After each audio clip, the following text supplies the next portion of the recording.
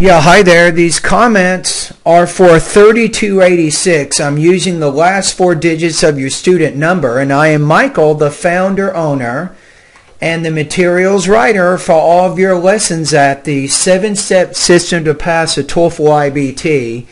You completed an integrated writing practice test. So it's number 8. You read a passage about fast food, and then you listened to a lecture that disagreed with some of the points made in the reading passage. So you say, the reading passage explains 3 negatives of fast food restaurants in the United States, but the listening passage disagrees with each of these points. Firstly, according to the reading passage, fast food is cheap, but it causes obesity disease. Also, he illustrates that there are 2 reasons for the consumption of fast food, which are busy schedules and harsh economic times. In contrast, the listening passage says,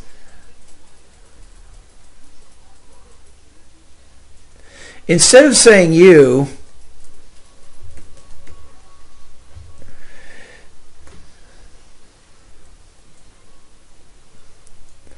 says that consumers' inactive lifestyles,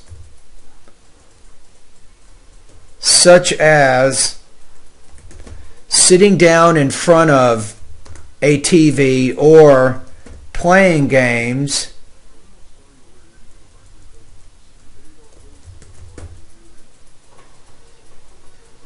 also significantly increases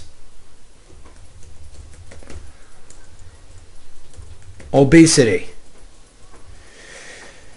So what I'm doing is the you point of view. It's not the most appropriate point of view in this type of writing, so I wanted to give you an idea about how you could do that. So we're saying, in contrast, the listening passage says that consumers' inactive lifestyles, such as sitting down in front of a TV or playing video games, also significantly increases obesity. Therefore, fast food establishments should not be blamed as the only reason for obesity. Right, so let's double check the lecture, make sure we're on the right track here. So, if we look at the lecture here, yeah, it's saying here that if you're not active and sit down in front of a TV or playing video games, you will gain weight. Obesity is caused by an inactive lifestyle along with consuming more calories, right? So even though it said you here, we recast it and made it a little more formal, because what you're doing is more of a formal academic summary of that information. Yes, second of all, the reading passage states that fast food leads to an unhealthy society with some diseases such as diabetes. In addition, he illustrates that the options, I'm going to put 4 fast food restaurants in the U.S. are limited. Unlike China and Mexico, and maybe say both of which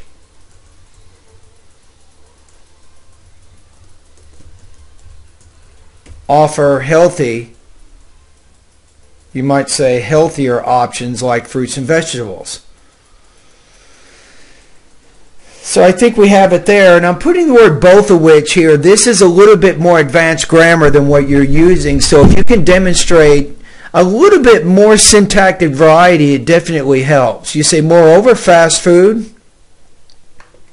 maybe present perfect, has become fundamental to the American diet because of its advertisements. However, the speaker says that we have healthier options in fast food restaurants such as salads and apples.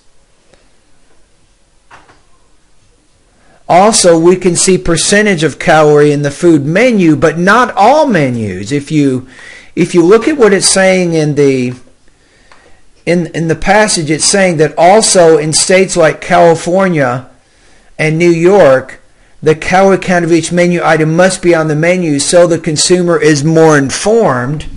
So it's not saying that we have no excuse. I don't think that's the right way to say that idea. So let's go back here. Also, you can say in states such as New York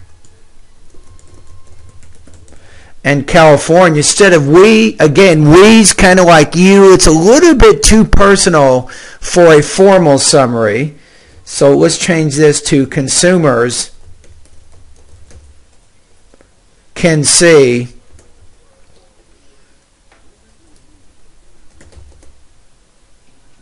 the percentage of calories in the items on the food menu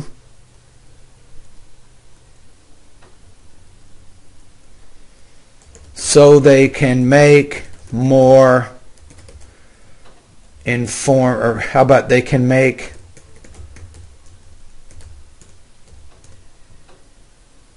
healthier choices.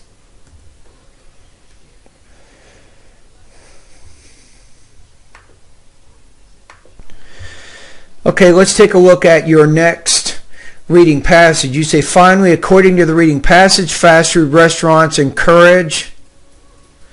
You probably don't have to say encourage to promote. You can just say this, promote gluttony. He says, in the past, customers drank one soda at a time, but now they drink large amounts of sodas and maybe other sweetened. You ever use the word beverages and other sweetened beverages? And that I think that goes on. You say,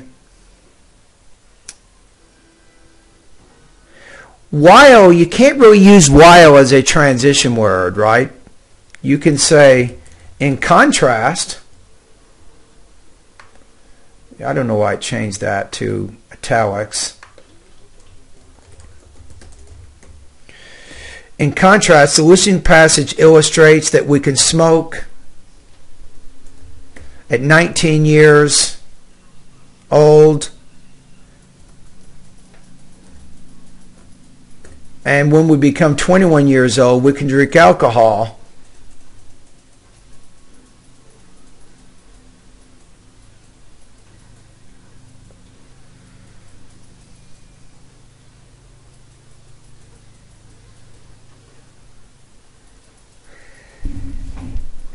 Yeah, I don't see, you're not really tying this information in very well here, so I don't even think you need to worry about it, to be honest with you. So I'm going to get rid of this and just say, in contrast,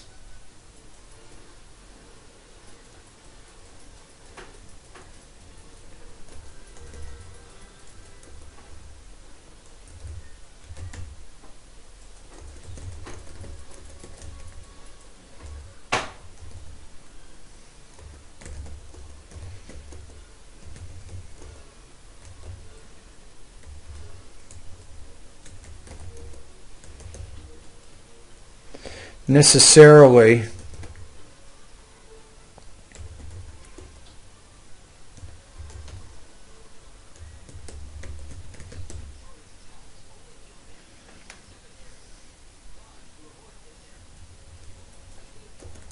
you might say, in that the consumer or consumers are responsible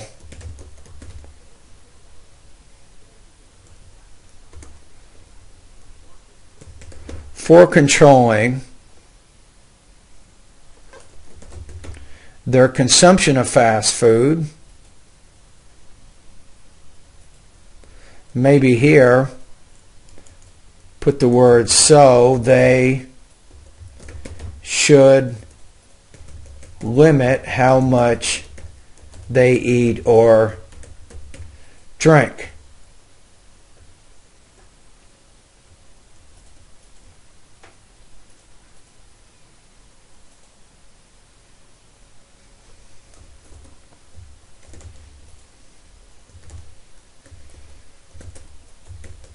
Consumers. See what I'm doing? I'm kind of rewriting what you've written to show you what you can do instead of using that you point of view. Consumers should think about their choices. The speaker argues.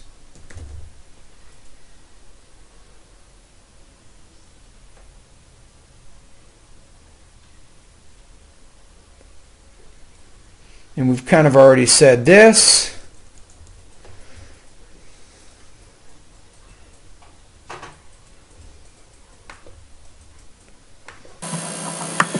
So if you look at the last part of the lecture here, let's see what we have here.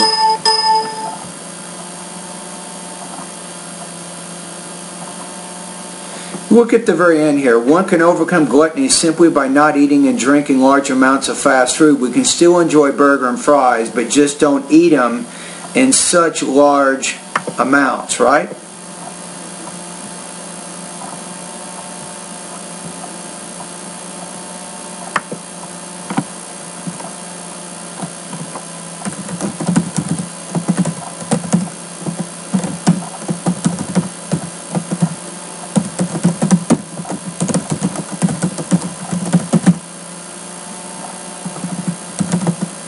Maybe in such large amounts. Okay, I think we have it. Okay, I think you have a very nicely written paper, by the way. I'm just very picky. I'm just kind of giving you some ideas on what you can do to make it better. So you have 305 words. That's perfect. Let's go ahead and spell check your document. Don't you love spell check? Now remember, when you're doing spell check, do not change it to a different word. So you can see this word is misspelled here. Establishment, suggestions, establishment. So you can see it's the same word, right? So we'll put change. Encourage. You see the difficulty here? Here we have encourage. Here it says entourage. So you don't pick that one. You have to pick the second one. That's the word that is correctly spelled. All right, let's read it one more time. The reading passage explains 3 negatives of fast food restaurants in the United States, but the listening passage disagrees with each of these points. Firstly, according to the reading passage, fast food is cheap, but it causes obesity. Probably don't even need to say this. Also, he illustrates that there are 2 reasons for the consumption of fast food, which are busy schedules and harsh economic times. Now, I'm just give you an idea here. You don't have to do this, but if you wanted to be a little more sophisticated, you could say this. Busy schedules and harsh economic times. Use a colon there. In contrast, the listening passage says that consumers' inactive lifestyles, such as sitting down in front of a TV or playing video games, also significantly increases, actually both of those. No, it's inactive lifestyles. That's the subject. So we should say increase obesity. Therefore, fast food establishments should not be blamed as the only reason for obesity. Second of all, the reading passage states that fast food leads to an unhealthy society with some diseases such as diabetes.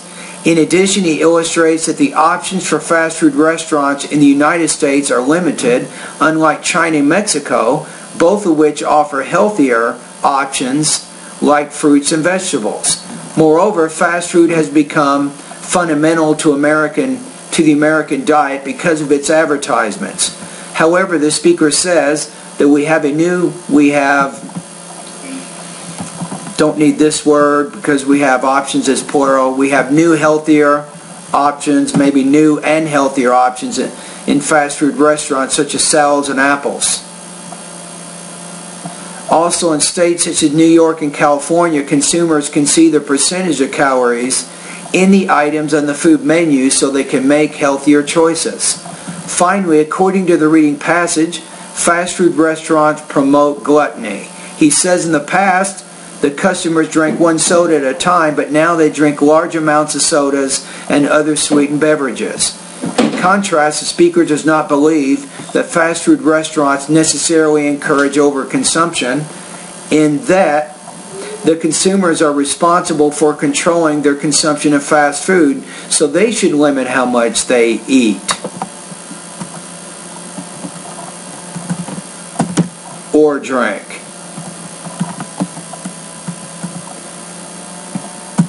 So it says, therefore, consumers can still enjoy fast food, but they should not eat it in such large amounts. Okay, so what I did is, I'm rewriting it, showing you what it takes to get 5 out of 5, or 30 points out of 30, right? Now the question remains here is, what is your score? It's good. It really is. So I'm comfortable here putting you in the 4 range. So the essay has more frequent or noticeable minor language errors. You have some minor omission, inaccuracy, vagueness, or incorrectness of some of the content from the lecture, but for the most part, you have a pretty good understanding, I think, of the main points in the reading passage and the main points in the lecture, and you're able to show how these ideas are related. Okay, so I'm going to put you at 4.0 out of 5 right here. 25 points out of 30 on this practice test. Now, for the purposes of our class, if you go to the syllabus,